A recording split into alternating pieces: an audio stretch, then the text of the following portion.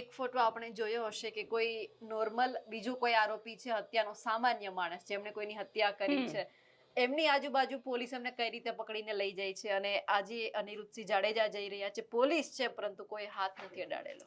બિલકુલ એનું કારણ છે કેમ કે સામેથી સરેન્ડર કર્યું છે. એ વાતને બી સમજવી પડશે અહીંયા આગળ, કારણ કે ઘણી બધી વખતે આપણે ચર્ચા કરતા હોઈએ છીએ ને એવી પણ વાત કરતા હોઈએ છીએ કે પોલીસ કસ્ટડીમાં હસી રહ્યો છે કે પોલીસની કસ્ટડીમાં એને કોઈ ફરક નથી પડી રહ્યો, પણ એ ક્રાઇમ કર્યા પછીની વાત છે.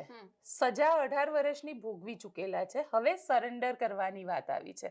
જેલની અંદર સરેન્ડર કરવાનું હતું, એ કોર્ટમાં સરેન્ડર કર્યું છે ને જેલમાં હાજરી. જો ભાગી જ જવાનું હોત તો કદાચ સરેન્ડર કર્યું જ ના હોત. એટલે અહીંયા એ પણ સમજવાની જરૂર છે કે આ સરેન્ડરનો કેસ છે, એટલે જ્યારે કેસની તમે તીવ્રતાને જ્યારે જોવો છો ત્યારે તેની અંદર ખૂબ ફરક પડી જાય છે. અને સરેન્ડર જ્યારે કર્યું જ છે તો ભાગવાનો સવાલ ત્યાં આવતો નથી.